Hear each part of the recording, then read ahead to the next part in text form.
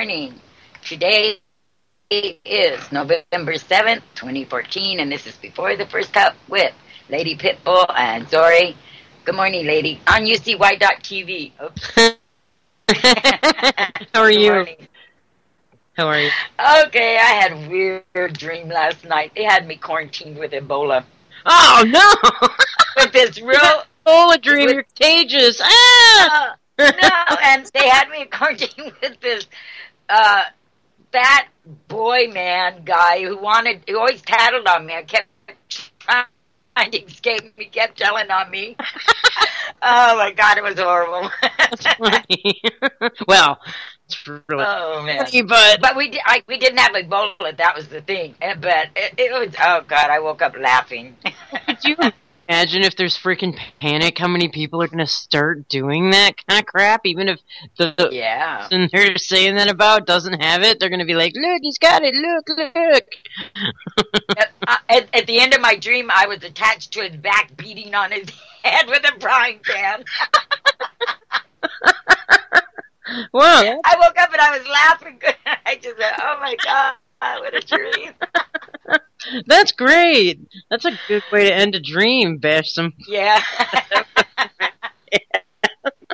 That's a good one. Oh, man. Oh, but it wasn't funny during it. I mean, because the guards were shooting at me with machine guns, and my friend was sneaking me a gun in her sewing machine that they let her in. Don't give anybody any ideas. That's funny. Oh man. Crazy. That's a funny. Wow. How's the weather? It's cold here. It's 36 degrees, and it's going to be really cold. This will be the last week, I think, of the 40s for a while. So we're 47 here, and that's cold for us. Yeah, absolutely. It's like the Arctic zone is coming down with a vengeance here. Are you expecting snow soon? Yeah, little flurries here and there, sure. Yep. Especially, I think, tomorrow. Wow. I would love to see it snow here. I miss the snow. It used to snow here all the time. Did it? Mm-hmm. Yeah. Quite a bit of snow, really. But I mean, you guys are, like, kind of close to the mountains and stuff, too. Right. I'm right at the base of the mountain. Yeah, so it seems it would snow there in the wintertime. Yeah, we used to get snow like 5-6 times a year. And sometimes that would get pretty deep. But for the last 7-8 years, we haven't got even one, maybe a quarter inch of snow, and that's it. Wow. What about rain? Have you been getting any of that? We did get rain a couple days last week, but nothing to really help, but we're hoping for more. Yeah, well, it's monsoon season there, I'm sure, so, you know, you guys should be getting some kind of moisture, hopefully. Well, I don't know. The last rain, you could see the trails above the clouds, you know, and the other night, I tried to get pictures. They were spraying us so heavy at night, and with the full moon, you could see it.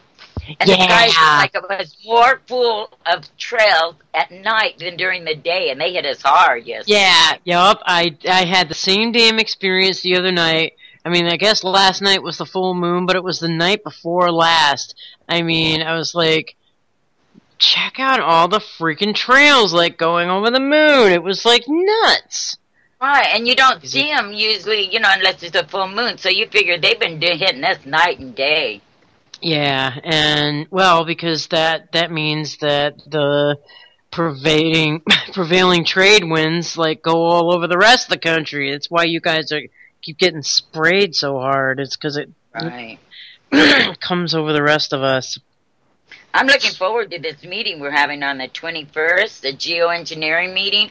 I mean, it's all over Facebook, so I'm thinking we're going to have a big turnout, bigger than the last one. I hope so. That would be sweet. Yeah. And this time we're having it in a middle school auditorium with a lot more room. Nice. Hey, that's great. Yeah, but you're not going to be able to get the city council to attend that. Then, Nope, we got one of the supervisors is coming. Oh, good. Yeah. Fantastic. Good work, you guys. Hell yeah. Yeah, so I mean, I think we're making progress. You know, I mean, even and usually in the newspaper when we are having one of these meetings, something they come out with, oh, the kooks are out or this and that. Yeah. Not now. I mean, it's more and more people that just, you know, realizing, hey, this is really happening, especially when we're bombarded every single day. Exactly. Yeah. So even little kids are talking about it. Cool. It's great. Yeah. Just kind of like in that video or the song before Dane's show, Geoengineering Watch, here on UCY.TV on Saturday at what is that? Noon. 3? Oh, well, noon on the West Coast. Noon on the West Coast, 3 o'clock here on the East Coast. Eastern Standard Time. I think we're back to Standard Time. I don't know. Yeah, we are. Holy crap. Even darker. Well, I get light earlier. I mean, it stays dark longer now. So, I mean, I'm in the dark throughout the show now. It used to be I'd lighten up during the show. But, yeah. Yup, I'm back to going to my self-defense classes. It's dark by the time I leave, and it's darker by the time I'm done with the class. Yeah. Oh, I wish we'd just stay on daylight savings time all the time. I don't see the point in going back and forth anymore. I don't either. You know, it started because of the energy, when, you know, energy crisis, where, you know, it would stay light longer so you wouldn't use as much lights at night. But I don't know. That doesn't make sense, does it? I mean, it does in a way. I don't know. Because look how much earlier you turn your lights on in your house now. Right. You did during daylight savings time, so it did save energy. Yeah, I think it's just an excuse. Yeah, an excuse for a more nefarious reason. Yeah. That's usually the case, man. I don't know. What do we do today? I'm kind of like, it's a Friday. I'm kind of like going, ugh, I'm all newsed out. Well, this one's kind of interesting. A Rhode Island man nearly wins governor's race with $35 campaign. Cool. Yeah, isn't that amazing? Where his opponent spent $1.1 million on their campaign. This guy spent $35.31, and he came in third. Sweet. Yeah, isn't that amazing? He goes, it's amazing what $35 can do. Harley told Eyewitness News on Wednesday, as I've been saying, if we only spent $75 or $80, we might have won the race. So, you know, all this money, well, Rhode Island's pretty small too, but still, you know, to come in third, that's pretty good accomplishment. Where did he run under? Independent. Oh, cool. Oh, well, no, not really. He runs, where is it? Let's see. Rhode Island News, let's see. I don't think anybody expected Bob Harley to get that high, said the analyst. We expected Bob Harley in the double figures, maybe as high as 14 or 15%, but he really drew a lot of votes. Some communities he actually won. If I remember seeing the numbers correctly, he ran second in some communities. Healy first ran for governor in 1986 as an independent, and since 1994 he has sporadically campaigned for office under the self-made Cool Moose Party. Never before, however, has he performed as well in such a big race as what was seen after voters were tallied following the closing polls on Tuesday. This week's contest in Rhode Island ultimately went to Gina Raimondo, a Democrat, who collected a cool 40% of the vote. Right on her heels, however, was Alan Fung, a Republican, and then Healy in third, obliterating the chances of the two independent candidates who combined came short by 5,000 points. So what they're doing is saying, well, his run made them lose, and that's ridiculous. Oh, But they always say that crap. I It's know. just retarded. I mean, come on, man. Oh, it's ridiculous. Yeah, but I thought that was pretty cool. The guy has ran a number of times. He's got this big full beard, and I've heard him talk before, and he resonates with the people, Good. and that proved it there with that kind of a vote. I mean, he put up one billboard and then just went around talking. Oh, that was it? What, a Yep. billboard's only $35? I guess so, Crazy. or maybe somebody donated it. I don't know. That's wild. Very So in a way, strange. that gives hope to people that even if the odds are against you, go for it. If that's what you want. Yeah. Absolutely. Yeah, I mean, you never can tell. Yeah. But Wow. Did you see something else? Oh, I'm looking. I don't know. It's, apparently there's been an order given to the media that, the media is not allowed to talk about Ebola at all anymore. What? Yeah, so Not my allowed? prediction of we're going to find out after the election how many Ebola cases are really out there. Apparently we're not going to hear anything about it. So this is it's pretty bad, I'd say. I mean, I don't know. That's if the CDC's ordering the freaking media to be quiet. Maybe that's because the stats Yeah. dropped dramatically. Yeah, perhaps it could be that, or it could be that they're rounding people up, or I mean, you never know. There's lots of possibilities out there. Hopefully, it means that it's going away, but like Jules always says, just because the media is not reporting it doesn't mean it's not happening. So that's pretty much it. I don't know. Well, I don't know. I just think it was a ploy by, for the election. Sure. It's just like well, Obama's maybe. going to wait until after the election for his amnesty thing. And I just read the border stats. They posted them, and 5 hours later, they took them down. Oh yeah, Did you see that? I just saw a little blurb. Yeah. It says most of the people the Border Patrol stopped from sneaking into the country last year were from countries other than Mexico. According to agency statistics, a shift that might have provided fodder for politicians leading up to Tuesday's election. But they didn't get much of a chance. The Border Patrol annual statistics were posted on the U.S. Customs Border and Protection website for about 5 hours on October 10th, then taken down. Now some are questioning whether that decision was an example of the Obama administration playing politics with public information. Even before Tuesday, the administration said it was waiting until after the elections to deal with immigration reform so that any losses would not be blamed on the Democrats' proposal. For some, removing the apprehension statistics, which both parties could use to criticize U.S. immigration laws, was a political move. And on down, they just go, no, it was a mistake. They usually don't post them that early, but someone jumped the gun, and that's why they took it back down. But they're saying, where is it? Delays up.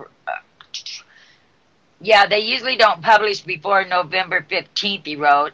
The early release, he said, was due to miscommunication. They always use that excuse. I wanted to get down, though, to the statistics. The fact that Border Patrol caught mostly foreign nationals not from Mexico might be an anomaly, but it underscores the border's changing dynamics. The federal government still faces challenges in understanding who may be trying to enter the country without authorization. With immigration, a long simmering issue, apprehension data have been leveraged by Democrats and Republicans. Current and former officials speculate that the CBP may have wanted to stay out of the political debate as election day neared. Let's see, Victor Manjares, a retired Border Patrol chief in Tucson, said the numbers can be interpreted and exploited in different ways depending on the political party. I want to get down to these the statistics because it's really changed a lot. Here it is. Using slides to illustrate his remark at the Center for Strategy and International Studies on October 9th, Johnson announced that the Border Patrol had made 479,377 apprehensions last year on the border. That's a lot of people. Wait, say that again? What the number? 479,377. What? Yep. He saluted CBP for recently making public an internal report and new policies on the agency's use of force, and he underscored a comment to transparency. The new annual statistics were posted and taken down within hours the next day. The agency has kept posted data relating to the surge of unaccompanied minors from Central America caught at the border, which was driving factors into spike in other than the Mexican apprehensions. So that number, it floored me. Yeah. And it goes on. But the full data set obtained by the Center for Investigation Reporting shows a mixed bag. Apprehensions on the border have increased for the past 3 years. Yet border deaths fell to the lower level since 1999. A majority of immigrants, 252,600, or about 53%, caught on the border in 2014 were not Mexican. In contrast, a decade ago, Mexicans accounted for 93% of the apprehensions, according to the government statistics. So we have more people coming from other countries coming across the border than even Mexico. Yeah. Yeah, and that's a scary, the numbers alone just blew me out of the water. Is that the end of it? Yeah, that's the end of it. Well, I'll tell you right now.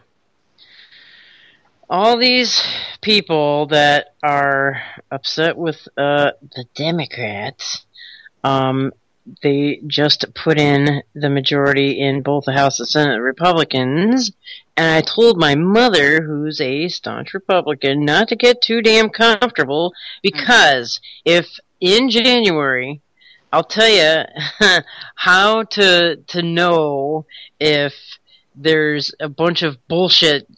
The same bullshit continues is in January. If the House and the Congress does not close the borders immediately, and impeach Obama, then that's the first step, is to close the freaking borders. That's number one. Number two is impeach Obama. Okay, that's what number they all three on. is repeal Obamacare, and if they don't do and then number four is start, putting Eric Holder and all, and Lois Lerner and you know what I mean? Those are the four things. If those four things don't get done immediately upon these people's new terms when it starts in January, then we know it's going to continue to be business as freaking usual. And I would make you a bet of $5 that things don't change. Oh, yeah. I couldn't do a bet like that because I agree with you. Yeah, I mean, all this talking, and I mean, I went Facebook, I was watching and reading. Everybody's going, all right, things are going to change. Boy, we're going to change everything you watch, man. We're going to go back. And every one of them, I just kept writing, okay, let's wait and see, but don't hold your breath. Don't hold your breath. Yeah. I mean, really, honestly, the first damn thing that needs to happen, immediately at 9 o'clock in the morning on January 2nd, you know what I mean, when they get back into the freaking, behind their desks, is the damn border needs to be closed, sealed, and that's it. Yep. So we'll see. A lot of them campaigned on that. They just kept saying it over and over. Yes, they did. That and repealing Obamacare. And the Patriot Act. Well, they're the ones who put the damn Patriot Act in. Right, but that was during a war, at wartime and stuff. That thing needs to be repealed. It needs to be. So does the NDAA. There's a bunch of stuff. You think the Republicans are going to do that? Hell no. Shit. It's, you know, when the hell is America going to figure it out? I mean... I know. I mean, you know, you can go way back in history, but just go back as far as the first Bush or Reagan, and they have every time go from Republican to Democrat, Republican to, you know, Democrat, Republican, Democrat. They just wait. They use them until we literally hate them and can't stand it. But we don't blame them. We blame the party. So then we go to the other party, which only makes things worse. And that's how we got here today, is because each time they get progressively worse, but then people have short memories, and they always think that it was better back when the other party was in charge. Well, that's memory hole, and that's pharmaceutical, like, a lot of it induced hypnosis. You know what I mean? It's really quite sickening. What is when you figure that about 80% of the population are on psychotropic drugs? I know. I mean, actually, it's not what they've done to us. It's what we allowed them to do to us. There you go. Yep. Look in the mirror, folks. You can't, you know. But it was, you have to give us credit. It was done subtly, you know, and that's, they have a lot of patience, and they're going for a goal that's way out in front, but they go baby steps so that, you know, until now, when everybody's waking up going, what the hell happened? You know, and then it might be too late. Too late. That's what they're banking on. Mm-hmm. So, you know, hey, keep partying on the weekends, folks. You know? Go to those ball games. Yeah, drink your asses off, man. It's beard football, yeah. Yeah.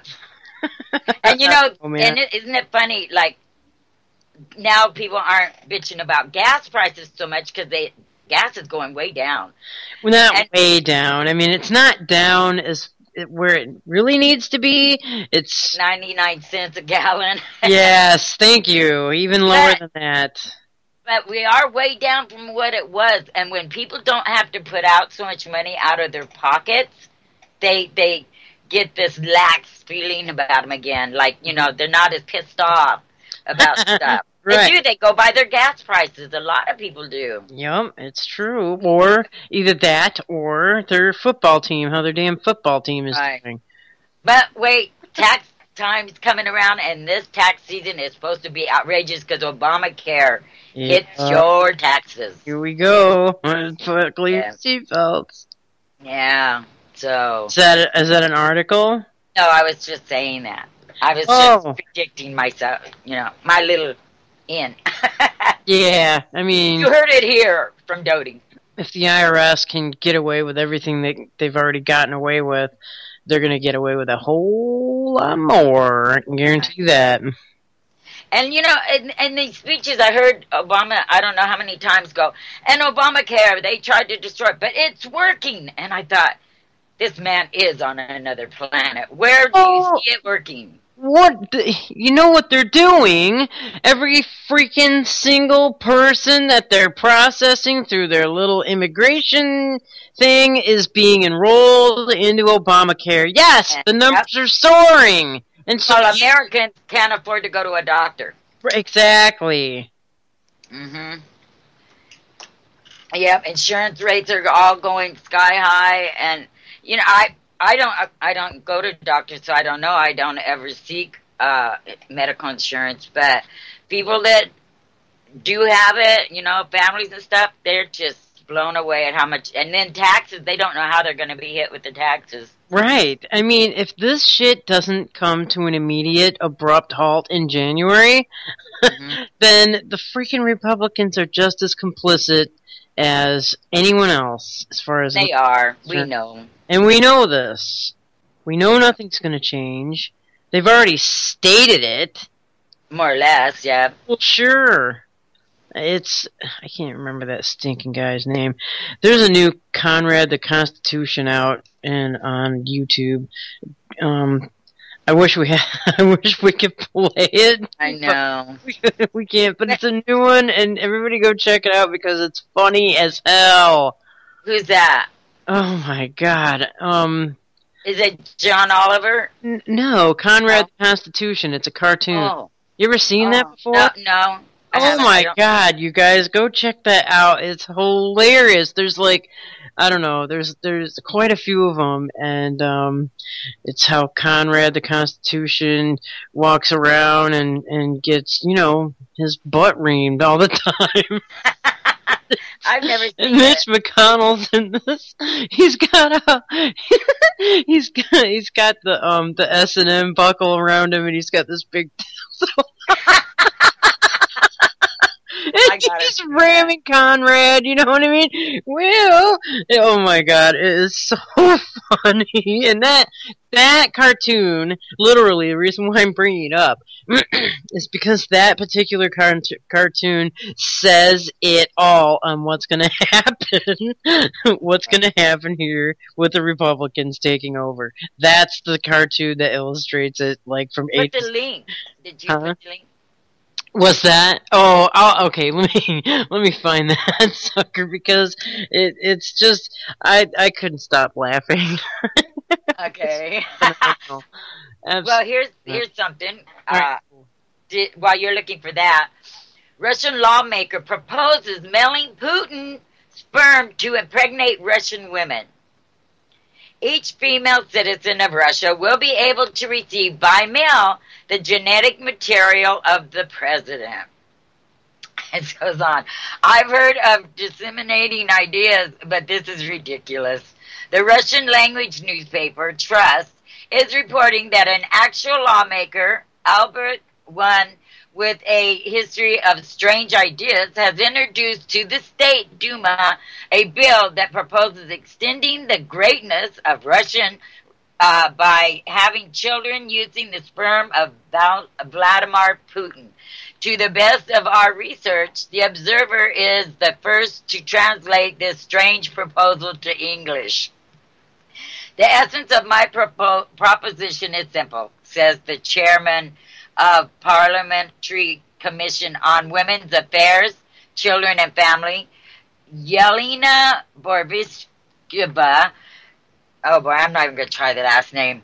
Each female citizen in Russia will be able to receive by mail the generic material of the president, get pregnant from him, and have a baby. These mothers will be receiving special allowances from the government. Ms. Zonolina, there I tried it, who holds a PhD in law, made the proposal in a roundtable discussion regarding the issue of fertility in Russia. She went on to describe what would happen after President Putin's babies were born, presuming that they will be male, at least in the translation commissioned by the Observer. And after the birth of the child, he will have to be given to be raised into the special institutions that resemble Sovorov schools, with the aim that he will be loyal to the motherland and personally to President of RF. A school resembled the military boarding school concept familiar to Americans, and RF means Russian Federation. So what she's proposing is that it's like a baby factory. Damn, man, Putin's gonna have to like wank off in a lot of glass jars, isn't he? Holy crap, dude! He's not gonna have time to do anything. What the hell? And then they're gonna give all the babies up to this institution where they'll be raised with no parents, but just, you know, kind of like Logan's Run. Yeah, exactly. Yeah. Imagine if like freaking Stalin did that, man. Yeah. Oh God. Yuck, yeah, man. So anyway, that's what they propose. I mean, I think it's a comedy act, but still, even the thought that they would even think to do that. Right. You know, I doubt if the Russian women would give up their babies any quicker than anyone else would. Right. Yeah. Yeah. Good luck So, trying to find volunteers for that. yeah, and to send it in the mail. How funny is that? Oh, good, my sperm's here. Oh, look! Ejection syringe included! Yikes, dude. Unbelievable. And there's a picture of Putin kissing a baby too on the Oh, picture. yikes, man. Oh my god. Could you imagine those robotic kids? I mean, Right. there's like in those schools they mentioned Oh, military school. It's yeah, Brainwash City. yes, I mean they know English very, very well, and they can even like hide their Russian accents and just talk perfect English. Those Yeah. kids are taught to do all kinds of crap, man. It reminded me of Logan's Run as soon as they were saying, and all the babies would be turned over, to a Federation school. So, and Oh my God, Maddie just in the chat room, Maddie just cracked me up. That was funny, Maddie. Thanks. beat me off to Lady Gu. I don't know. I don't think he meant it like that, but Well, funny. Oh my God. oh no, Dancing Oh. Jules should have Uncle Batty's baby. Oh yeah, right. Oh, I don't think so. Oh, Uncle Vlad. yeah. Jeez. Oh my God. Could you imagine like 100,000 little Vlads running around? Holy crap, dude. What are we gonna do with the girl babies? Mm-hmm. Oh, good question. Yeah. That's a really good question. Now for science. It's now possible for one person's brain to control another person's movements. Whoa. One person thought about shooting a cannon in a video game, and the other did it. Now that's spooky. The other did it like in real life or on a video game? Well, I'm looking here. It says, here's today's field of futurology. So, no, this is in, I hope. Researchers achieved brain-to-brain communication with one person was able to control the movements of another person's hand by simply thinking about it. So I guess they are doing a study on it. Wow. The study, published yesterday by the University of Washington, involved 3 pairs of participants working together to play a computer game. Each duel was comprised of a sender and a corresponding receiver who sat in a room half a mile apart. Oh, shoot, that's not good. Okay, in the experiment, each sender was placed in front of a computer game that involved firing a cannon and intercepting rockets to protect a city. The senders, however, were unable to physically interact with the game. They could only defend the city by thinking about moving their hands to fire the cannons and intercept the rockets. Meanwhile, the corresponding receivers sat in a distant, dark room with no ability to see the game, and their right hands positioned over the touchpads that control the game. This is getting scary. The senders were hooked to EEG machines that read brain activity, and their partners wore caps equipped with the technology to stimulate the part of the brain that controls hand movements. When the senders' thoughts about moving the hands to shoot the cannon, their partners' brains received the message to do so via signals sent from their partner's brains to the other over the internet. Accuracy among the pairs varied from 25 to 83%, but the researchers found that most misses were caused by senders failing to accurately execute the fire command, not by failure on receiving the receiver's end. So that's scary. That was the end of that article. It's a short one, but if someone else can control your actions, we are going way too far with all this. Oh yeah. I Way agree. It's. I mean, we're not going to be we're not even going to be human anymore. What in Mm-mm.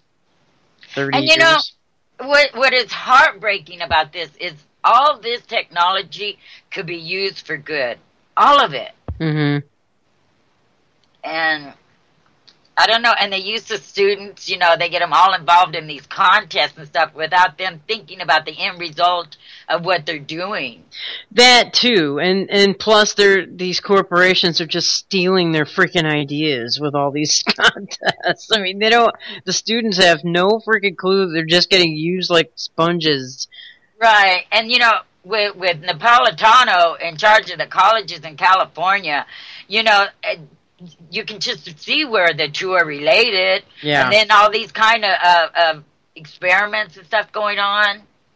It's pretty sick, man. Yeah. It's dystopic, and nobody has a freaking clue what's going on out there. No one has a clue. I mean, you just look at the average person driving by in their car, they don't think about this crap. So by the time they realize what the hell's happening, it's too damn late. And DARPA's involved in all our universities. Absolutely. Without a question, them and Bill Gates. It makes me freaking want to puke. Yeah, it's like this high school here, it's one of Gates' little high schools that he built, and only the brightest kids get to go there. Mm-hmm. It's just a little school. I mean, it's one great big building, and they all drive new cars. True. You get all kinds of things. And then, but you sign a contract, I think it is, for the first 2 years out of college, you go and work for Microsoft. Absolutely. I mean, it's weird, isn't that? Isn't that kind of like what we just heard about how Putin's future test tube kids are going to be brought up? Yep. Same damn manner. And what's weird about this, I found, because I've looked into a few other places that have these schools, they're like small communities. They're not put in the big cities. I don't know. Because they've got to shelter them from the outside world so they can be programmed more efficiently. That could be. Because, well, absolutely, that's what it is.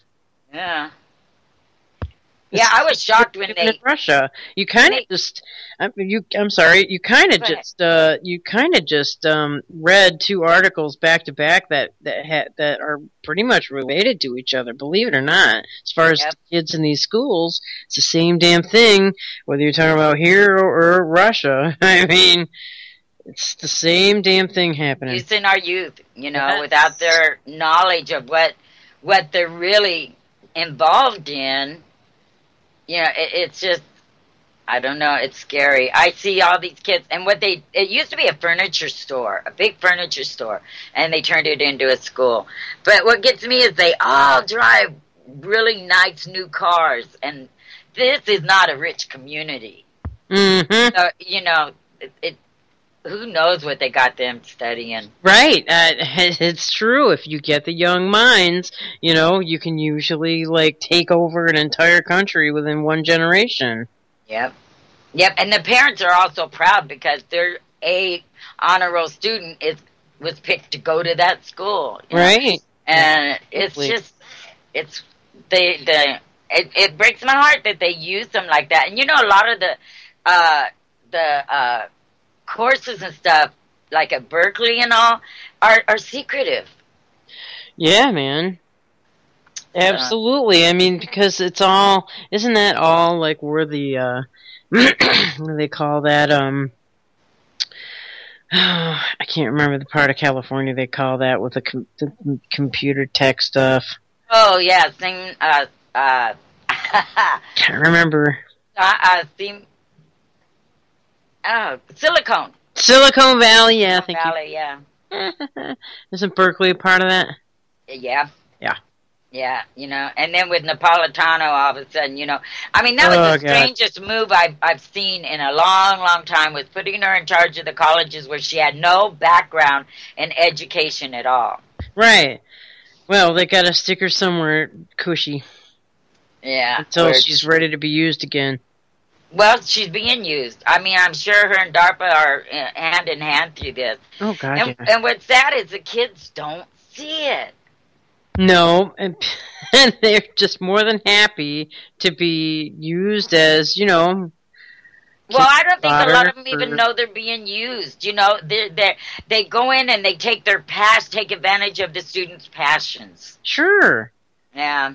And the students, most of them are going for good, I believe in my heart, that, are trying to develop this technology to better life. Right. Well, that's the lie. That's the grand honeypot that they use to get these kids involved in this. And then therefore, they don't even think past the damn prize money or the recognition that they'd get. You know what I mean? Or, getting to work, right? Perhaps a nice job. Absolutely. Yep. So they're not thinking anything beyond those things. Yeah. But DARPA and Napolitano are. Oh, they are. I mean, look at that experiment by moving someone else's hand with your mind. That was at the state of University of Washington. Yeah, see, it's really, really... Woo, buddy. Yeah. They're getting their damn tentacles so far entrenched, no one's going to know that they're even in a prison until it's too late. You can't... Everybody's in a prison without bars right now. Oh, yeah, especially our school systems. Yeah, and by the time the bars become visible again, Well, I keep hearing, principals of schools and all this. They're always saying, well, we want to keep our kids safe, and our kids like the way that we have monitored everything they do in school, and the cops walking around the school makes them feel safe. But then you get interviews with the kids, and they think it's creepy. They don't like it. They hate it. It's an invasion. They're always on guard. And, who are these principals talking to? Surely not the kids that are going to their schools. Right. And, get them used to prison, like the cop walking around the school. There's the prison guard. That's right. Soon all those prison guards and rent-a-cops will be obsolete anyway. They're just going to have robots patrolling the hallways. With no emotions at all. Right. But, it's like... Those positions just attract the scum of our population most of the time. Sure. Yeah. But, they hire them on purpose. Mm-hmm. Well, you can't be hired for the police department if your IQ is too high, because they say you'll be bored. Right. They say you'll be bored. Give me a break. That's ridiculous. Ugh. And the ones who do become cops are those guys that got picked on in school and all. Now they're back putting on their revenge. That's not the whole case. A lot of it, time. I mean, I know this one guy, and I always say that he's his instructor in my self-defense class. He's a pretty smart dude, and he's so not cop-like. He's a cop, and there's a little, he does the cop code whole thing with his buddies, but he does not seem like he's out to hurt the average citizen. He doesn't, Right. And there are some of those, but they don't tell when their buddies do it. Right. Exactly. And I caught him in a little thingy too, man. Yeah. I totally caught him. But I mean, that's true. He won't speak up when that kind of crap's going on. Right, their code of silence. So, a lot of them are disgusted by what they see. They're appalled by what they see, but yet they will not get up there and say, you know what, this is what really happened. Because then they're not going to be a cop no more, because no one will be at your back. But by them not standing up, when they see this kind of abuse going on, it's the same as if they're doing the abuse themselves, because they are allowing it to continue. All right. Yeah. And that's in any murder investigation, that would be called complicity. So, yeah. Yeah. And everyone knows, I mean, they're told to lie to make a case. If it comes down to it, you lie. You do not lose a case, Right. And that's the saddest part. And people still believe everything. You go to any courtroom, and when the police get up there and testify, everyone believes them, no matter what. Right. You know, put a uniform on and someone getting up and testifying, and you're going to get a 90% believe rate. Yeah, yeah, it's true, and this is par for the freaking course, and it's got to freaking change. Yeah. Well, people are waking up to the brutality somewhat. Well, until you get your own ass beat. I just saw a video a couple days ago, it was, where this little tiny dog, I don't know, they were arresting somebody, and this little teeny dog came out into the front yard and then stopped and turned around and went back to the house, and the cops shot that little thing dead. They've been killing way too many dogs. Yeah, man, that's what gets me pissed off. It's that. Oh my God! I don't know what I probably would have went out there and got shot myself. Yeah, well, I seen a video where this one cop, he was coaxing the dog over. Come on. That is messed up. Coaxing him over. Mm-hmm. Oh my God! This dog was like halfway across the lawn, going a beeline toward what was going on over there, but then stopped, turned back, went back to the house like the owner had called him, and he listened, and right. he was like walking away from the cops, and then the cops shot him. That was like that's like shooting someone in your family, because that pet, most pets are family, and it's devastating. Yeah, I don't know what I would do if a cop. I would have flipped the hell out on the dude. I would have flipped out. He was armed. I would have flipped out. I would have been shot. That's what would have happened to me, because I couldn't have controlled myself. I just, you know what I mean? I would be dead too. And how cold-blooded is that, to kill an animal, a helpless animal, when they are not trying to hurt you? Right. The same as shooting a little kid. Yeah, I mean, when are they going to start doing that? They'll probably start doing that soon. Little toddlers that walk out toward them. Oh my God! Well, look at when they threw in that tear gas canister in that crib, when they knew there was a baby in that house. Sure, that, and there's a Detroit cop here that actually killed a 5-year-old when they were when they did a raid on a house, which was the wrong door. But they're never found guilty of doing anything wrong. That's what I mean. They have a license to kill. They don't have to worry about anything, because they know nothing's going to happen to them. Right. It's true. And I love the chief. It's always, it's regrettable, but the officers didn't do anything wrong, so live with it. Yeah, this guy keeps getting hung juries and stuff. Because he's in a uniform, and he can make up a lie, and the jury will go for it. Right. Pretty much it. It's pretty much it. It just makes me sick. Well, I posted that Conrad the Constitution episode in the chat room, so... Oh, good. Because I gotta go watch that after the show. Oh, yeah. I think I sent it to you like a couple days ago.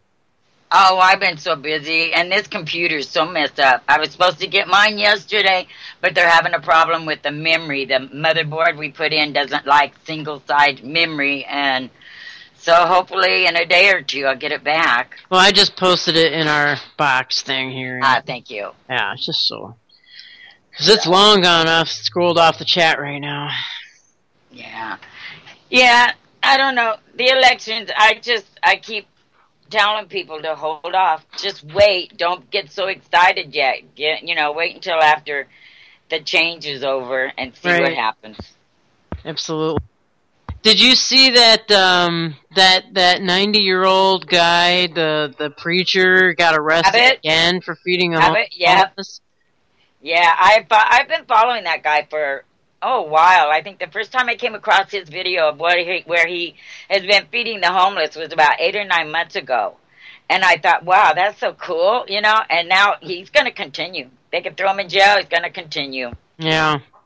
Well, we know because of Megan Rice, they don't care. They have no qualms about putting an old person into prison.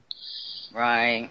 And, that community, instead of getting behind this man that is doing something so awesome, they think that by stopping them from feeding the poor and homeless in the public places, that their homelessness is going to go away? No, it's going to be there. They're just going to be starving, and then you're creating a crime element. because starving people will do things that they wouldn't normally do. Right. Oh, absolutely. Yeah. I mean, here these guys know that they can go get at least one meal a day, but when they can't even get that, they're going to find food in any means possible. Yes. Why these people don't think of that is beyond me. Yeah, I know. I know. It's like, come on, people. Why does everybody got to be so damn stupid? You know, and there's no empathy. No. That's what's wrong with this country. There's no empathy and no moral compass. No. And it's sad that you'd rather have someone go hungry and not be able to eat, probably because you've never been hungry a day in your life. Right, exactly. You know? Yeah. And then it's going to make more sick people. Right. There's so many things that taking away this one meal a day is going to end up with, I don't know. Why don't they just go out and shoot all the homeless, you know, and then they won't have that problem. Don't give them any ideas. I mean, you know what I mean? They're already training to do that anyway with their damn zombie exercises. They do in the freaking military. In Chad, he goes, he victimizes all of us by encouraging the homelessness to be even more homeless. I don't believe that, because I think a lot of the homeless now don't want to be there. But getting one meal a day might give them the strength to get out. But, you know, there aren't jobs. I mean, there are a few, like, handyman jobs and stuff that you can get, but there really aren't any jobs around. That was Hammy. That was Hammy that said that. Yeah, all these kids getting out of college, they don't have no jobs. There's nowhere for them to get a job anymore in this country. Nope. And even if they want to get out of being homeless and they're trying to get out, that one meal a day might give them the strength to do that. They're never going to get out of their debt if they come out of the colleges now. I mean, right. Ever since jobs, they're going to get out of debt. I was going, why is the federal government taking over student loans? It wasn't always like that. No, it was always the institution itself. Right. You know, I mean, the debt is astronomical, and for some young person just starting out, they move back in with mom and dad, and they can't pay it. Right. Yeah, it's all by design. It's all being incrementally pulled out. Everything's like going to be yanked out pretty soon. They've already made their move. It's happening in slow motion. I've been seeing that for a long time. Yeah, it has. And every community, I don't know. And I don't know, like, and of course all the homeless are drawn together. You feel safer in numbers. And so they, like that one place where they had put up their tents, and before you know it, the cops come in, they cut up every bit of their tents, what little these people have. You know, I mean, what kind of hate is that building?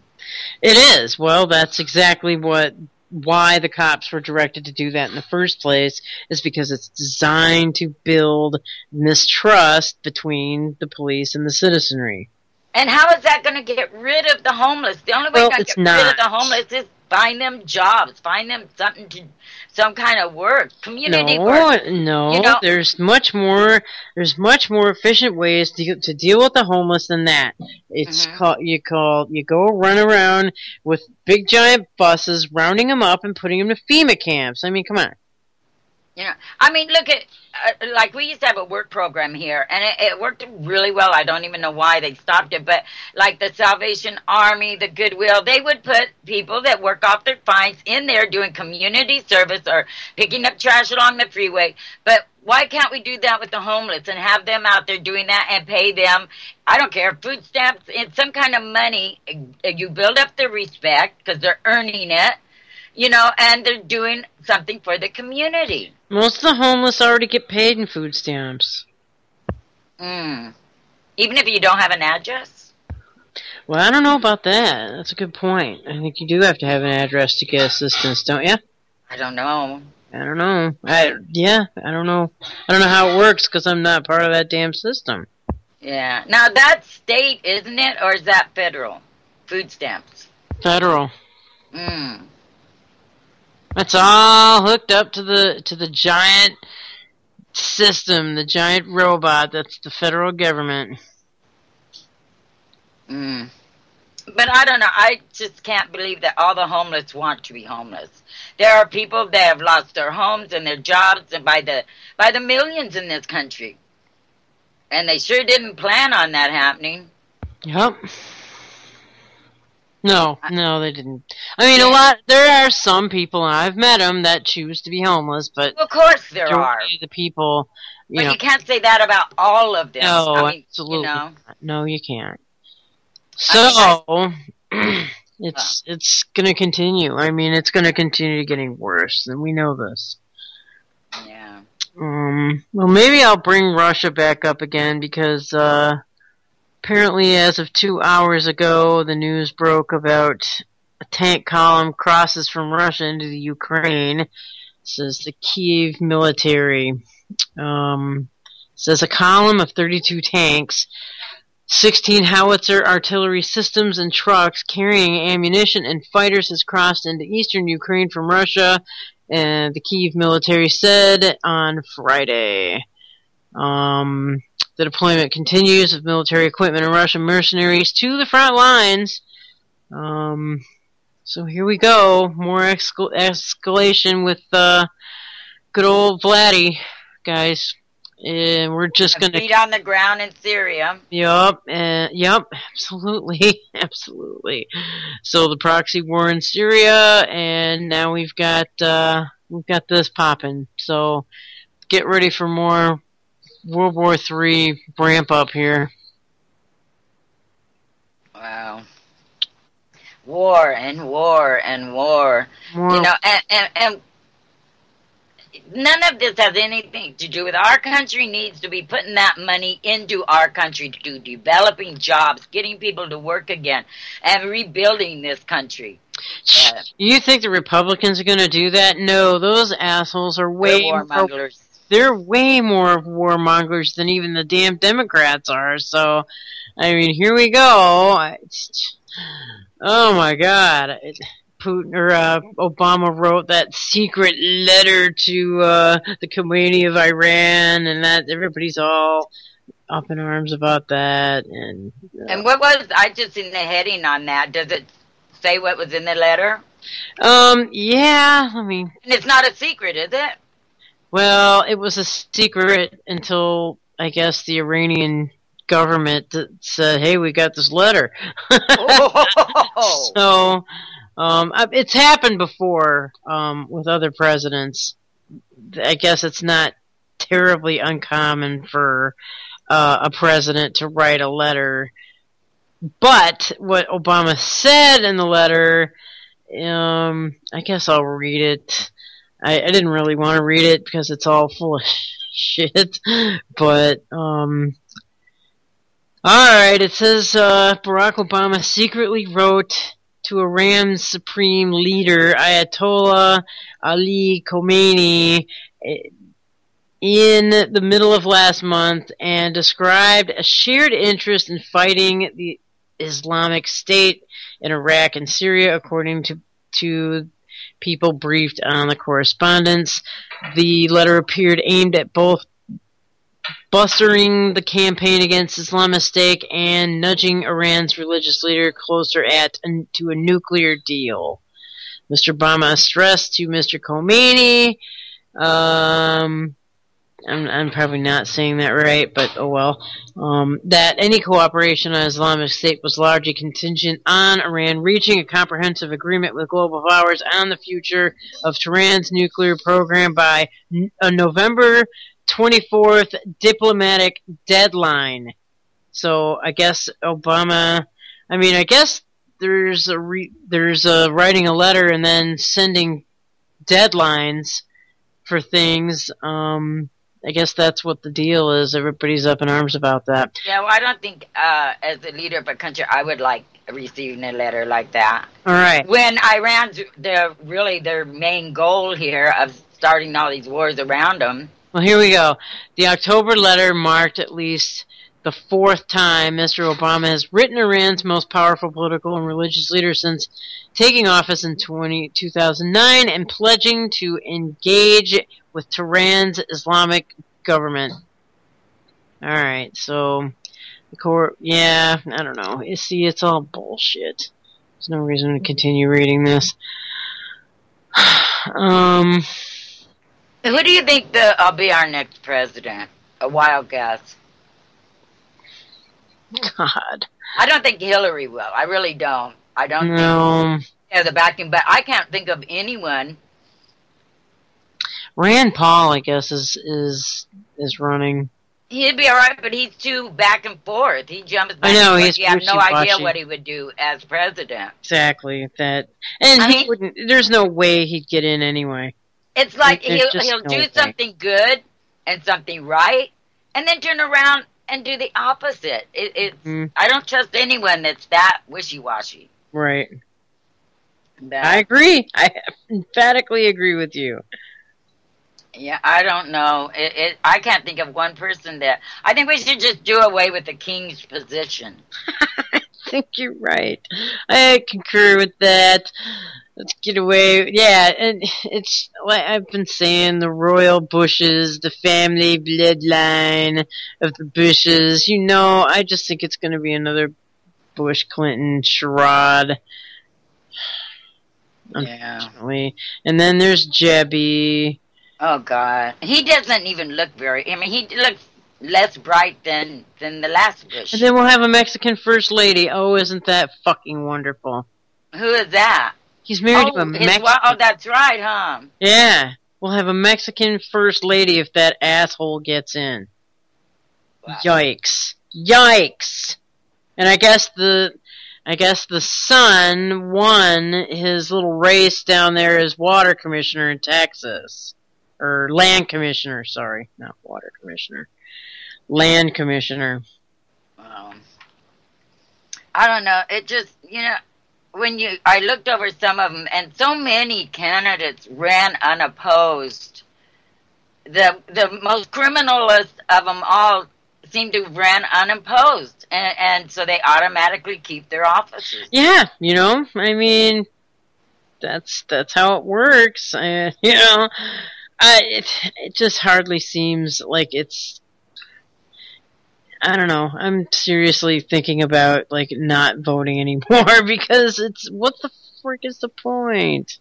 There's no point. This is the first time I didn't vote, and it felt really weird not to because I was so far. But the way I look at it anymore is I don't want to put anyone in control of my freedom, and by voting, I am picking which one I want to control my life. Right. You know, and the fact that they put out thousands of laws every year, I mean, when are they going to run out of things to make illegal? They're never going to run out of things to make illegal. Are you kidding? It's just, they're going to make fucking breathing air illegal soon. Are they going to tax us? That's what the carbon tax is all about. It's just... Yeah, yeah. I don't know. Unless you plug into the damn system and take their damn computer chip to augment your brain, you're not gonna be considered a human being anymore. But you don't even have to plug in. I mean, look at nanotechnology. We could all be, you know, taking it in with every meal for all we know. Yeah, absolutely. I mean, there's no label saying, "Hey, nano product is this." That's right, that's right. And Kraft Foods, you can just put in nanotechnology and Kraft Foods. You get a whole bunch of stuff there, information. Yeah, and that's what terrifies me more than all of the other technology is the fact that that can be programmed. Sure. And then all this study on the brain and how it works and how to, you know, manipulate the brain. And I mean, to even think that they could take over your very thoughts is terrifying. It really is. It's I don't know. That is probably the biggest danger. Even like over chemtrails and over like Fukushima. I mean, to change the basic human DNA structure is. And who knows what they're putting in those chemtrails now? I mean, they found nanoparticulates. Yep. So who knows? You know, and more people are getting sick around here. I've been noticing it. The emergency room is full all the time, and it seems like Really? that virus, the one that hits your bronchial system, it seems to be starting to hit people here. Well, a lot of the people coming over the border are going to places like California because of the climate there. You know, they're coming from warm climates, and they're not really used to, you know, all the cold and the snow. So they're going to places like there and bringing their diseases with them. And they've not only the border states, they are being shipped throughout the United States. Mm-hmm. I mean, look at that number that I quoted earlier. That is a lot of people for 1 year. So I hope people got like screenshots of that before they yanked it. Well, yeah, a few of them picked it up. Good. But, I mean, you know, the fact that, and a big majority of them aren't even from Mexico. Like the children are mostly from other countries other than Mexico. Sure. It's all, you know, South America. And who knows what is in this amnesty bill that Obama is trying for, the executive order. Yeah, the executive order. It's not a... To me, that's confusing, and I still haven't figured it out yet. He can make an executive order, but it's not a law. It does not have to be followed by the country. So I don't know why they're all fearing an executive order. An executive order only becomes law during a national emergency. Right. So what, is he planning on some kind of national emergency? Well, sure, absolutely. That's the only other thing you can conclude safely. You know, I mean, that's the reason why he's writing all these things. Just willy-nilly. I mean, they're preparing it for the next. Yeah. You know, he has almost 2 years left to get all these exec orders in line. Oh, he will, man. Shit, he'll do it all in 6 freaking months' time. He ain't gonna. He doesn't care anymore. You know. Yeah. He doesn't care, and if this new Congress and new Senate doesn't come in right away and put the clamps down, like, and impeach this guy's ass, like, right away, you know, it's gonna be freaking raging tyranny by the time he leaves. Yeah. If he leaves, if there's a state of martial law, then that son of a bitch could be seated forever. Yeah, huh? Yeah. Everything goes out the window. Absolutely. I was scared of that when I didn't think George W. Bush was going to give it up so quickly, but he did. But this is kind of, you know, hey, Obama's done a lot for them. You know, they love him. They love him. Yeah, Bush, I think, truthfully, my opinion of it, Bush Jr. was put in there just so Cheney could be in charge during 9/11. Well, sure. You know, and even still to this day, nobody really knows exactly where Cheney was at different times during that. Well, yeah, wait a minute. Yes, they know exactly where Cheney was. He was in the bunker, but there was a time when he left, and they say that there was a separate phone line for him, and he went out of the room to take a call or do a call. Yeah. Yeah, there's quite a bit. I don't know. I'm hoping that they can get that investigated. There sure is a lot of push for it. Norman Mineta is the one who testified that he was giving the stand down order.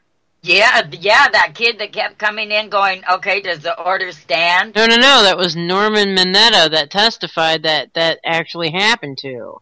Right, but he was coming in. Well, he was standing, I mean, he was sitting there when that guy kept coming in saying 10 miles out, 5 miles out. You're right, yep. Yeah, exactly. Exactly. Yeah, he testified that, and that was a shocker. That was jaw-dropping when he told that. Mm-hmm. I That mean, Cheney turned around and said, "Did you hear anything different?" And that was about 1 mile out. And right after that, the bombs hit. I mean, yep, the planes. that's right. So that, in and of itself, that was swept under the rug a long time ago into the memory hole. Right, and unless you follow, C-SPAN and stuff, people don't know about that. But I don't know, the push, there's so many professionals now pushing for an independent investigation. Why do we have to ask the government for an independent investigation? Right. If it's independent, I mean, with all these professionals wanting it, why can't they just start one on their own, I wonder? Or maybe they can't. It seems like they could force the government to give them the documents. Yeah, well, we know how that goes. That's true. We know how that goes. Yeah, redactions, burning of documents. I mean, we read about that the other day. Oh, my God. Yeah, like that one chick. I didn't think to hold on to him. I knew about the investigation, but I just didn't think they were important enough to hold on to. Right. Yep. Burning of the documents. Absolutely. I've always wondered why the government keeps documents on the bad things they do. I mean, to me, it's always been kind of stupid to write down what what horrible things you're doing. Right. It's just for someone to read later on. I don't know, but they do keep in detail the evil they do. Absolutely. They do. I mean, they absolutely do. Oh, God. That's never made sense to me because eventually everything comes out. I mean, usually too late, and you look at these and you just, your jaw drops that they would record every single detail of it. Right. Yeah, I agree with that. It is. They're not very smart, but yet they're brilliant. Yeah. They've been working on this shit for a long, long, long time. Yeah, it's like Lee Camp says. They make plans. Regular people don't have plans. Right. They try and live day to day. Yeah. Yeah, that's all they're doing. That's all they ever do is just sit there and make plans. It's so gross. I hate it. These people piss me off. And some of their plans are so outrageous, I mean, the fear, they gotta build fear, and that alone makes you fearful because you don't know what they're gonna do next to build fear. Right. And it's constant, so everybody has to stay in a constant state of fear, in order, and that's because that's the best manipulation tactic there is fear. But, and you would think people would wake up, just like the Ebola thing. It was on every headline, it was spoken in every household, and then boom, it's gone. Yep. And the UN says that the numbers are declining, apparently. Yeah, they started dropping dramatically the day before the election. Yeah.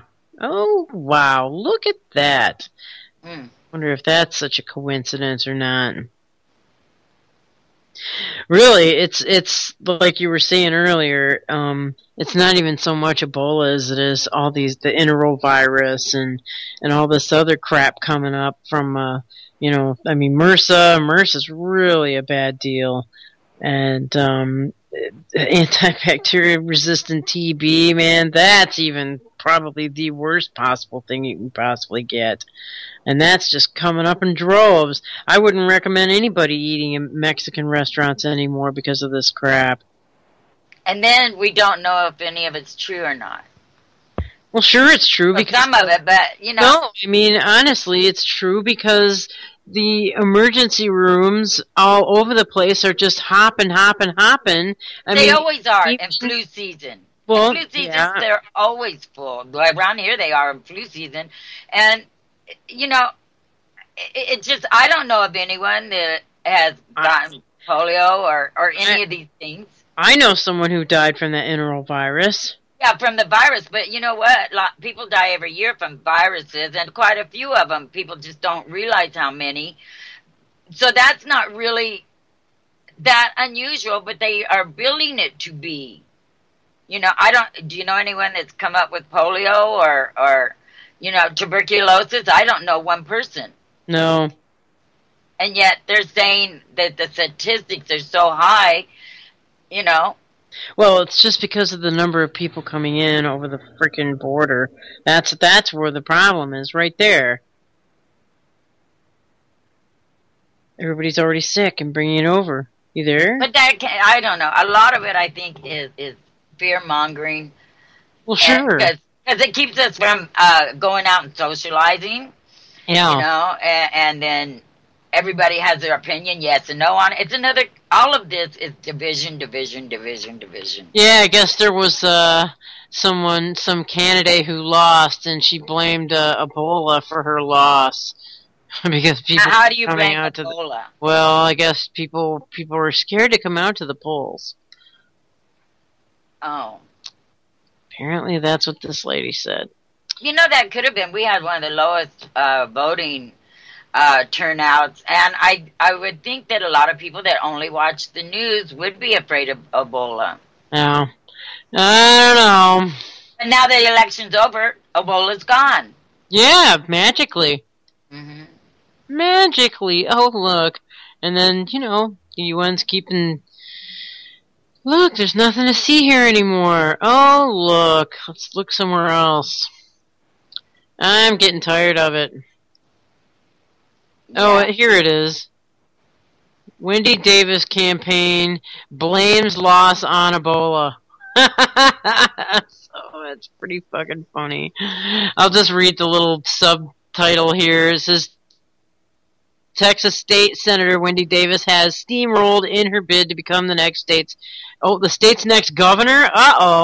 And it appears that her staff believes Ebola has something to do with the failure of her campaign.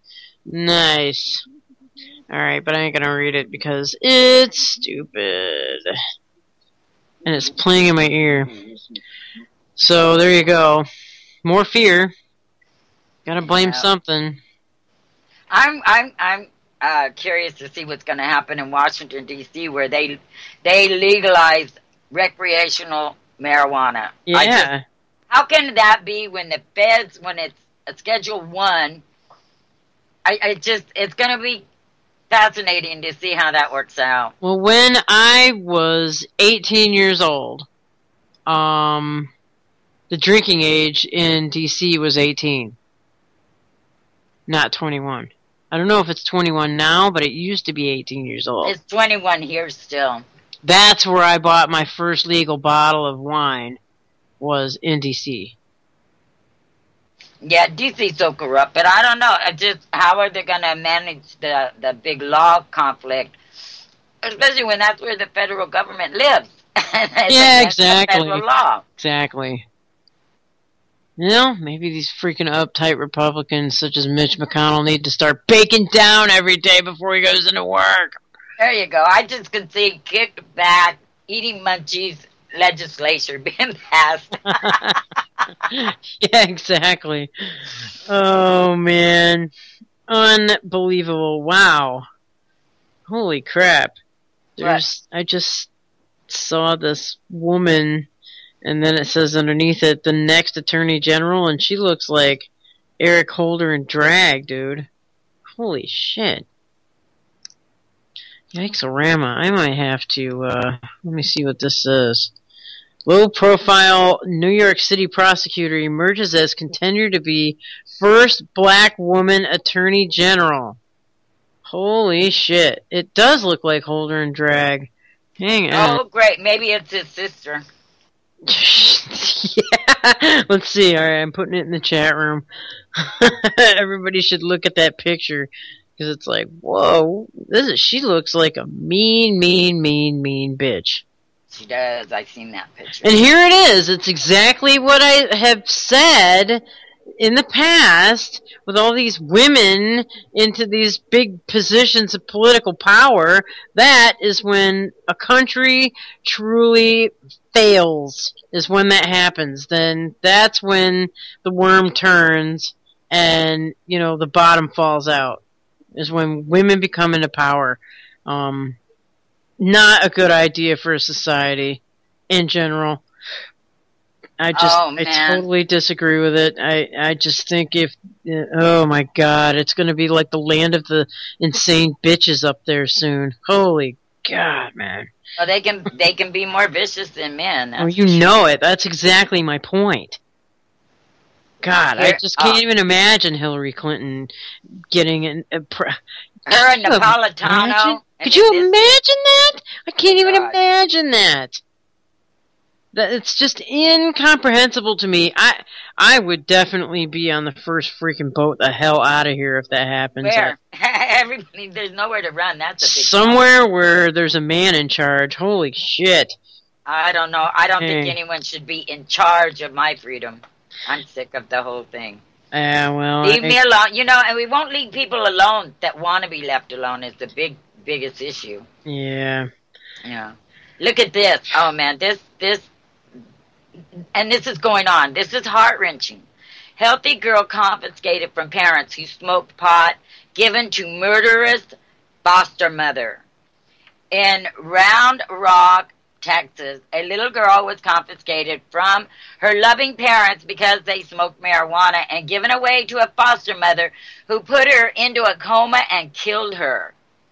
Alexandria Alex Hill, age 2, succumbed to her injuries after being thrown to the ground. We never hurt our daughter. She was never sick. She was never in the hospital, and she never had any issues until she went into state care, said the girl's father, Joshua Hill. Alex was seized by the Texas Department of Family Protective Services, TDFPS, the same as CPS, after her parents were accused of smoking marijuana while the girl slept. She was taken into state custody in November 2012. Mr. Hill said that she was put into more than one dangerous foster home. She would come to visit with bruises on her and mold and mildew in her bag, Mr. Hill said. It got to the point where I actually told CPS that they would have to arrest me because I wouldn't let her go back.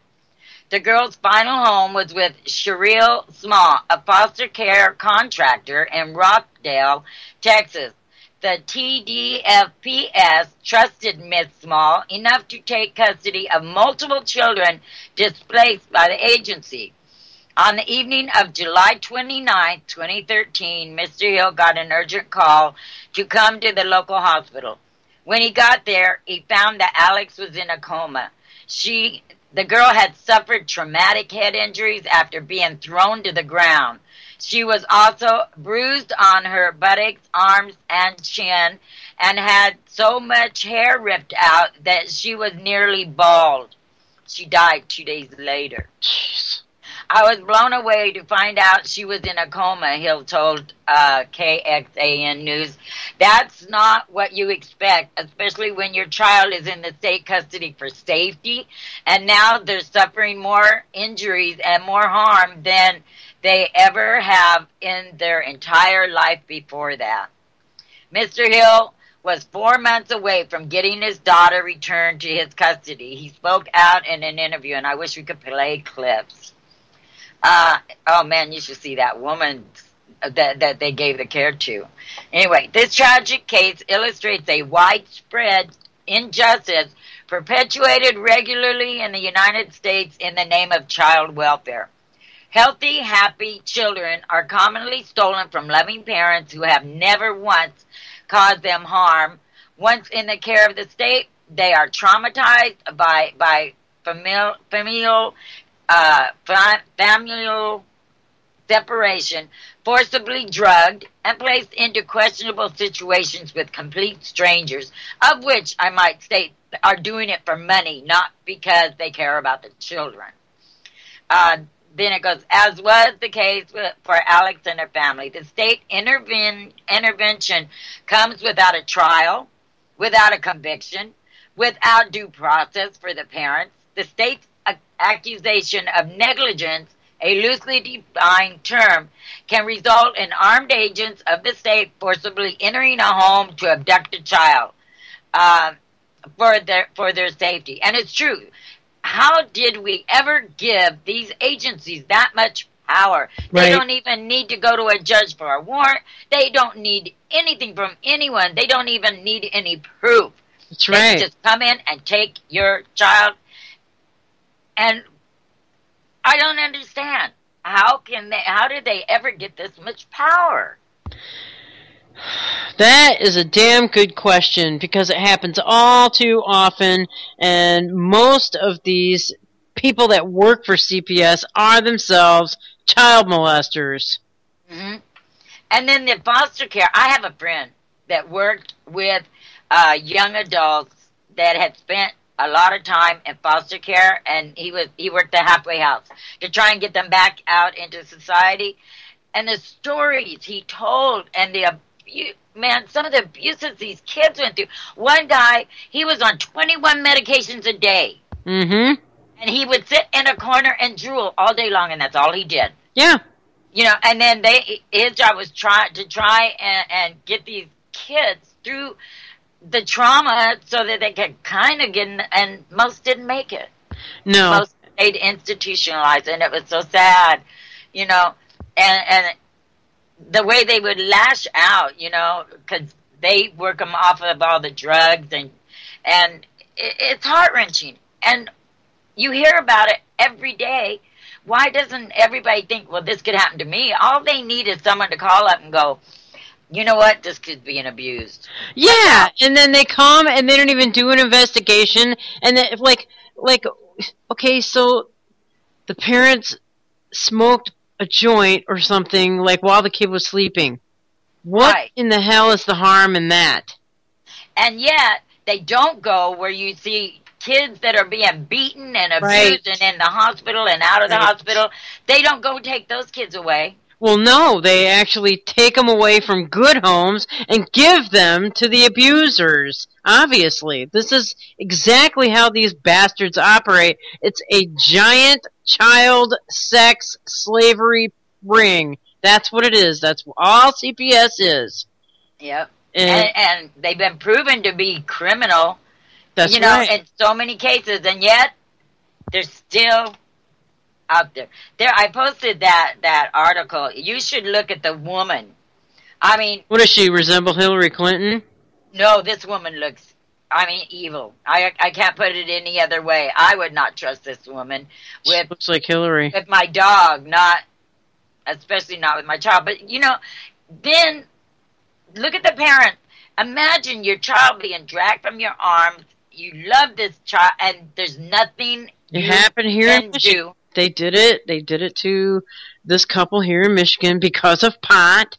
And I guess the father has MS, and the mother suffers from glaucoma or something, and she's got a hard time seeing and all this. And they came in and CPS their children, and it took them 6 to 8 months to get them back, but they eventually did get them back. And they both had medical marijuana licenses. So they weren't doing nothing illegal. But what about the drunk that comes home from the bar and beats his wife and beats his kids? Nothing happens, especially if he's in law enforcement. A family like that, they get approved for receiving CPS kids. They get approved for, their house to be a foster house. Yeah, foster care house. I mean, that's when you do get approved, is when you beat the crap out of them and hold them. Yeah, okay. Well, this goes on. Okay, the follow-up, it says. You were done. Cheryl Small was charged with the murder of Alex Hill in November 2014. She was convicted and sentenced to life in prison without parole.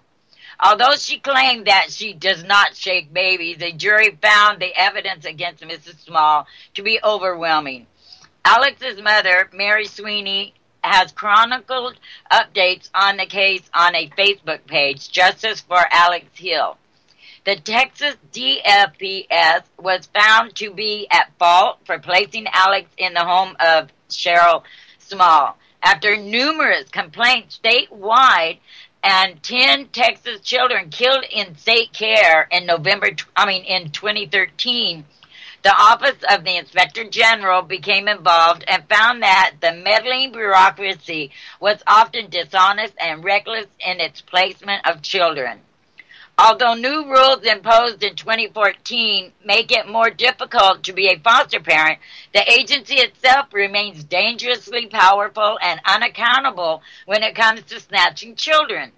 In 2013, over 30,000 children in Texas spent time in foster care. That's 30,000 children in Texas alone. Wow. Many for absurd reasons, such as parents using marijuana. A major overhaul of the child welfare agencies is needed in Texas and across this country. You tell me about it. 30,000 children in one state? Dude, that's crazy. I mean, and it says there, and most of them with parents that are smoking marijuana. And then it's always for the children? What, for the death of the children? For the drugging of the children? Oh, a giant child slavery ring. That's what it is. A lot of it is. A lot of it, they have caught CPS in child trafficking. And they're still trafficking. How is this possible? Now they got all these, now they have another whole giant crop, even more than the 30,000. Coming in, streaming across the border. They got another whole giant... And who knows where they're shipping these children? Nobody. Exactly. To the highest bidder. That's where they're shipping them to. Yeah, child trafficking. I mean, that's one of the issues that really needs to be looked at, but then most of our legislators and are into that, pedophiles. Oh, hell yeah. That's why it's increasing, not decreasing. This is why the numbers in CPS are increasing, is because most of those bastards are themselves pedophiles. Right. You would think in a caring country that proposes that they always do things to protect the children, that this would be the top of their agenda, the very top thing that they would be looking into, if you ask me. Well, they always do that, but they always say everything they do is to protect the children. Right. You know what I mean? If they're protecting the children, how is it possible that 30,000 children end up in foster care and abused and drugged? Yep. And sexually abused. My friend, he said almost every one of the foster kids that comes into the halfway house have been sexually abused.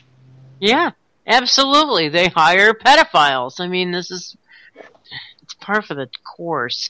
It's getting the populace used to the idea that you do not have any control over your children. The state has all the control and will come and take them away, even if you fart in the wrong direction. And you know what the saddest part is about this? When most people hear this read this article and whatever, all they see is they smoke marijuana. They overlook the abuses to the children.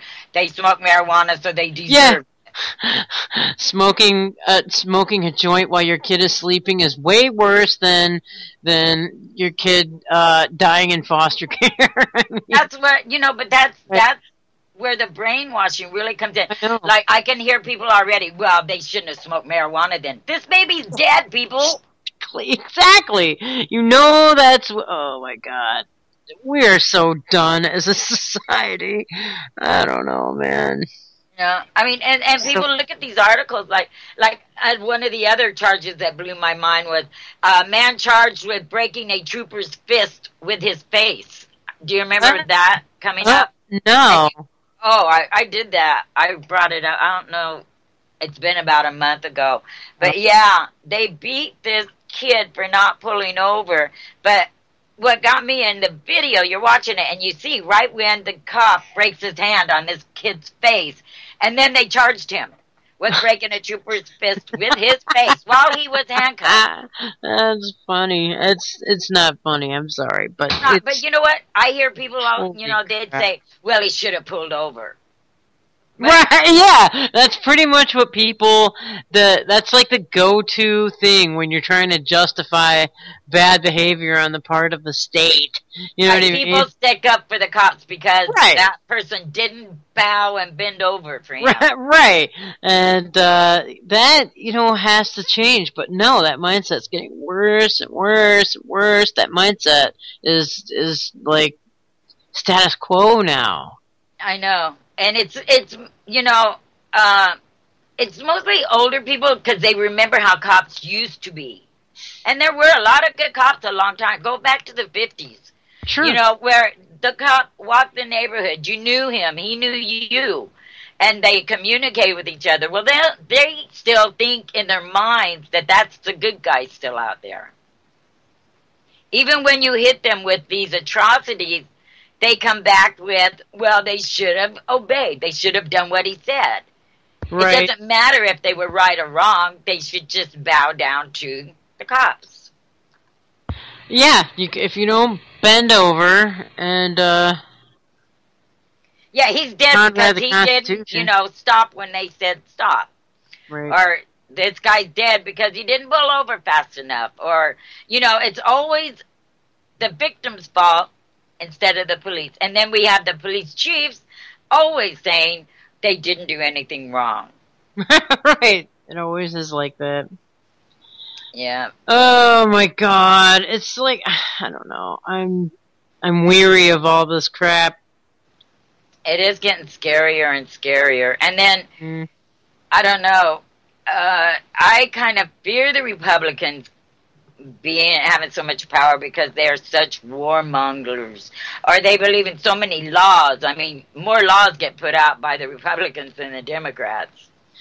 I don't know about that. I just think that it's two sides of the same damn coin, and That's true. It's not. It doesn't matter. Yeah, they both just go about it in different styles. Well, right. That's what I'm saying. Yeah, I said that before. The Democrats resemble the communist arm of it, and then the Republicans are the fascist arm. But then what I was explaining to my mom is if you see that political line as a straight line where communism is on one end and fascism and totalitarianism are on the other end, all you have to do is join the two together in a giant hoop and you've got the correct picture. Because there's no damn difference. Yeah, and that, it just gets me that the two parties still work so well. Each one is blind to what their own side does. Right. Well, or they turn a blind eye. Either way, you know what I mean? Yeah. Oh, I'm so sick of it. It's like we talk about all this crap all the time, and it's almost the same shit, different story. And it's getting on the nerves. No wonder Jules put in a freaking rebroad yesterday. Yeah. And, it's like, when I look at Facebook, all these people that have been complaining about, things that are wrong with the country and all, but as soon as they get a Republican in the office, everything's okay. Right. That's what my mom and her long time boyfriend are just like, oh yay, we can kick our feet back up. Everything's safe now. Yeah, everything's gonna change and everything's gonna be good, and the Republicans are gonna just they're not gonna be doing what Obama is in this. They're gonna change everything. Bullshit. Well, I've copied a lot of the different speeches and stuff, and things that these people have written in Facebook. I'm keeping a journal, and then in about 5 months, I'm going to start posting it when they start bitching about what's going on. That's a good idea, actually. Make people face the fact that their attention span is so short that they can't even see this. And it won't be that long before Republicans not at all. And everyone will be bitching about everything again. It'll be apparent really by like the end of January. We'll know everything. We'll know it all. But I'm gonna wait until about March, May to do this once, because it takes people a while to catch up and then start complaining. And then, that's when I'm going to start posting all these things that they said before, like what happened to everything's going to change and everything's going to be done right now. Yeah, well, it's the same damn thing that's going to happen that happened to the damn Democrats, you know? Yep, when everybody put Obama in, there was high hopes. Oh, yeah, it's going to be a change. Well, how do you like your change now? Yeah, absolutely. I mean, what, is the wars going to end now? Are they going to start listening to the people? Yeah, right. Yeah, right, exactly. I don't know, where do we go? We've got 20 more minutes. I was looking for a funny one to end the show on like yesterday, but I can't find anything to top that. Yeah, that was pretty damn good, actually. I know, I was laughing about it. And everyone that came by that day, I was showing them the anal class in Harvard, and you're not allowed to dance. I wonder if in Ohio, if they're gonna, Utah, if they're gonna go in and change that rule that you have to have a permit to dance. I don't know. Who knows? It's up to the locals there to put an end. Yeah, I know. I just still can't see the people not storming into that superintendent's meeting and board of supervisors and saying, "What the hell are you thinking about?" Really? Exactly. Well, here's one. I found something. Oh, a drone army seeks to redefine neighborhood watch. Now, I was kind of watching one of these damn local PBS shows about they were talking about the French and Indian War, and they were going to the various forts and stuff all up and down like the rivers on the East Coast, and where the French and Indian War took place, most of the battles, they were highlighting it, and they went there and to see the modern ruins of where these forts were, and you could tell, and literally you could see the shadow in a lot of these shots where they used a drone to get a picture of the surrounding landscapes, and they're just starting to use drones in everything now and getting everybody used to seeing them, used to the idea of them being around. People are already accepting all this crap. I went to the freaking Celtic Festival and there was a freaking drone there and I flipped it off in my video. I should probably post that to YouTube. But here we go. Here comes some more crap here. As far as drones go.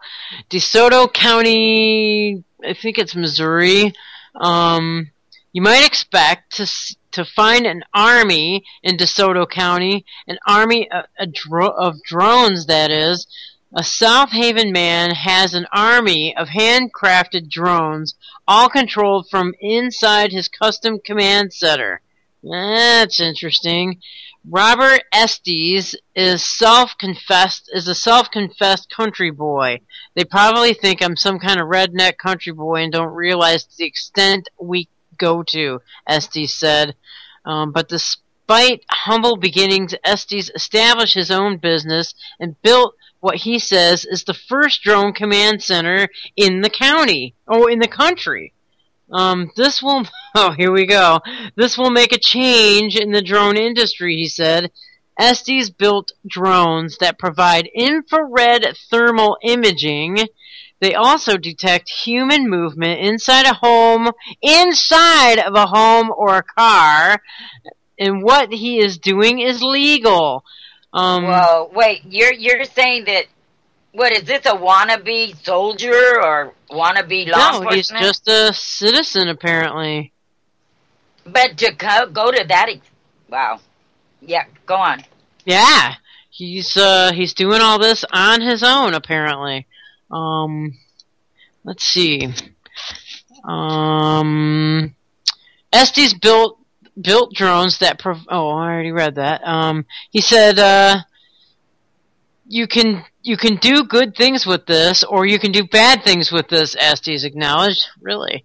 Estes wrote letters to the Federal Aviation Administration about his drone capabilities. Right now, the FAA requires personal users of drones to fly under 400 feet, but Estes says they can fly thousands of feet higher. Some of his neighbors worry that this technology could do if it is placed in the wrong hands. What this technology Wait, okay, would do placed how can that be legal when that is an invasion of privacy when you look into someone's home where they have the assumption of privacy? Right, that's what the next line says. I don't need someone looking inside my house, said Dorothy Murray, who is the mother of 6. It's an invasion of my privacy. But Estes says he is not an outlaw. He's flown drones for missing persons cases, bridge inspections, emergency training, and even international police agencies. Really? That's interesting. He said if you were looking for a missing person in a 100-acre field, you could pull up Google Earth and grid that 100-acre field, he explained. Some people can see the good in access to this technology. I think it could be a real good thing, says Hazel Myers. If you had a missing child, I assure you that you would want something like this looking for them, Estes said. For years, Estes has written letters to the I'm sorry, guys. For years, Estes has written letters to the FAA, but has not received much more than an automated response. He hopes when authorities actually see what he's created, he'll be on their radar, good or bad. Currently, the FAA faces multiple lawsuits from hobbyists and commercial drone companies who say its rules are too strict. Well, that's interesting. I bet you $20 this guy is going to be like, oh yeah, he's going to sell it. He's going to sell off to the highest bidder. But did you catch in there? I'm thinking that maybe the FBI is going to pay him a visit. Right, but did you notice? They always bring up a child. They always go for if your child is missing. The child is always in everything. We said that earlier. And now that's how he's selling this that he has that'll invade your privacy, will look in your home when all your blinds and everything are closed, but he doesn't see nothing wrong with this. Yeah, right. And besides, the government already has drones that do all of that. Yeah, I know. Why does this guy think he's got some kind of a monopoly on that? He's freaking dreaming. He's dreaming. They've already got all this crap in place. You know, I've still never seen a drone here, around here. I did. I took pictures of it. I always thought that they flew way up high where you couldn't see them, but I guess a lot of them... Some can. Some absolutely can. Yeah, the governments. Yeah. I'm waiting for a drone to make my Amazon delivery. You know, I mean, because they put in for that. Yeah. Oh, yeah. I want to know if he's going to ring the doorbell or you know, how he's going to let me know he's going to be there, or is he just going to fly by, drop it off, and take off? Kind of like Santa Claus on Christmas. You won't see him, but your package will be there. Yeah. Oh, I don't know. I can't even imagine it. And you know, it's going to be like how they're going to get robots in people's homes.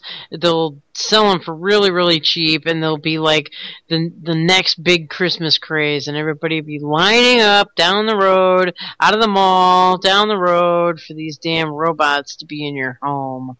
Well, yeah, everybody wants a maid that they'll be in there, and they'll be dusting your furniture and giving you more time to whatever. Exactly. Go in and watch TV.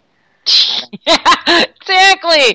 Oh my God, I don't know. And they last week on, I don't know, I was at work, and you know, there was the TV's always going over there, so they featured the room sanitizing robot for hospitals, and you know what? It's explaining. the main thing everybody forgets when they're thinking about these robots for being in their home and cleaning or whatever, these things are programmed. Right. And you don't know what is in that program or what their capabilities really are if they were programmed to kill all of a sudden. Well, that or programmed to they're already automatically programmed to and they're already in the interlink where they, walk around, film your whole house, film everything you do. I mean, and they're gonna. I mean, remember the little craze with the little dog robot that happened like 10, 15 years ago? I mean, everybody went crazy over it around Christmas, and now they're just gonna have them with cameras in them. Well, I admit, when my daughter was in 2nd grade, I think she's 7 years old, we got her a little robot to help her learn her English and her math. Yeah, see? It always starts out so benign and so, and then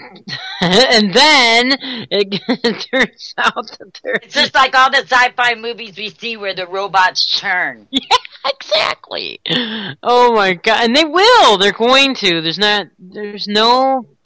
Well, they're going to pass us in intelligence. You don't think they're not going to get rid of us when they realize they can take care of themselves and they don't need us anymore? Right. It'll be just like the Matrix. Yep. And scientists, they don't see this. They keep wanting to make these more intelligent and more functional. And don't they realize that they're going to turn around and kill them? Yeah. Yeah. Actually, I mean, that's what 2001: A Space Odyssey is all about. Right. How? Yeah, HAL 2000 or whatever the hell it was. Well, they say they always, one of the rules is they always have to show us what they're going to do in advance in some form. Mm-hmm. And the movies that are out are getting scarier and scarier and really about government control and stuff. Yep, and it is. It's absolutely increasing in that. I refuse to go see movies, man. I just won't pay into that crap. It's just all predictive programming is what it is. I love the graphics though. Like in the Hobbit and all that. Those are fine movies. I mean, those have predictive programming in it too. Don't get me wrong. But I love the graphics. Yeah. And the special effects rock in that. And Transformers, to watch all these old buses stuff turn in these big robots.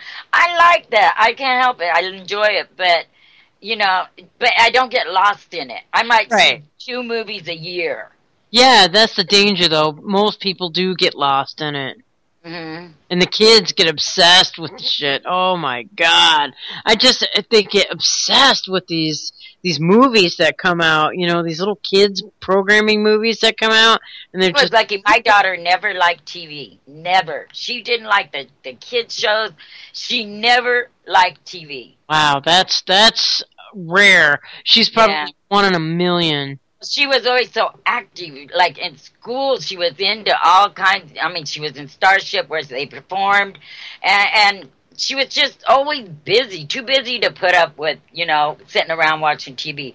Even when she was a toddler, she didn't care for it. She wanted to go outside and play. Yeah, that's one in a million kind of kid right there. Let me tell you. Yeah. I didn't use it as a babysitter either, though. Right, most do. I see these kids running around with these tablets in their hand, and if you try and take that tablet away, you're going to get your hand bitten off by your own child. No, 5 and 6 years old, they should be outside playing. We are destroying their creativity. We're destroying their ability to socialize with others. And what's a swing for? They don't know. Right. No, you're absolutely right about that. It's scary. If you let your kid go out and play, then you're a bad parent because you weren't watching them 24/7 and your eyeball wasn't right on them. You're a bad parent. So, of course, it's easier to keep them in the bedroom watching TV. Sure, or playing video games. Mm-hmm. You always hear about that kid that plays the video game so much that he pees in, Coke bottles that he's consumed around his room. I've heard that so many times. It's just ridiculous. It's a horrific thing. I bet you that. And I heard that what, 15 years ago now, and I bet you that same kid is still in his freaking room, almost 40 years old now. Yeah, he just moved to the basement. Yeah, well, he was already in the basement. He hasn't moved out yet. It's almost 40. Come on. Yeah. This is sick. It's a total plot to kill our entire way of life. Yeah. Wow, we're at the end of the show. Oh, my goodness. Not having nothing to say, we did pretty good for 2 hours. And it's Friday. It is Friday. Gosh, get 2 days off. Hooray. Holy crap. Whew. So, I don't know. I don't want to say everybody go out and party this weekend because... Why not? There's nothing wrong with taking a day off every once in a while and partying and getting with your friends and socializing. Yeah, there's nothing wrong with that, but most people do it every freaking weekend. I don't That's the problem. Sorry. Well, you don't have to get drunk, but go visit friends or something. Get out and get out from behind that computer for a little while, you know. Yeah. There's real life people still out there to talk to. Exactly. All right. Well, let's see. We've got... Let's see. What are the live shows today? I think at 1 is The Edge with John Stokes, and then at 3 is Jack Blood. And we've got at 6 Anti-Tyranny News Radio with Josh. And then at, let's see, I think the next show after that live is at 11 Anti-Media Radio with Nick Burnaby here on Friday night on UCY.TV. So stay tuned. It's all awesome programming, even if there's replays going on, which is awesome. I mean, Truth on the Tracks with Brandon, he's got a replay coming up at 9. In case you missed it on Monday, he's always awesome. And yeah. The Dr. George Simon replay, Character Matters, is on it before him at 8. So stay tuned. I mean, we've got awesome programming, and it's Friday. Everybody have a great weekend. Have a good weekend, Zorie. I plan on it. Awesome. Yep, I'm going to go out and ride my bike, and I'm going to go help a friend harvest. Good for you. Harvesting is always good. Right. No matter what you're harvesting. There you go. I mean, gardening. I like gardening, and that's right. Gardening's good. Gardening's good. So, well, so have fun, guys. Go out and have a good time. Go visit your friends. Yeah. Go laugh a bit because we have enough sadness in us. Let's go get some good old-fashioned laughter in. Tell your loved ones that you love them because you never know when they're not going to be there anymore. I always think about that. I do too. And I make it a point at least once a week to go visit friends that I haven't seen in a week or two or whatever. Just, And it's always good, like when people drop in here, I know how good that makes me feel.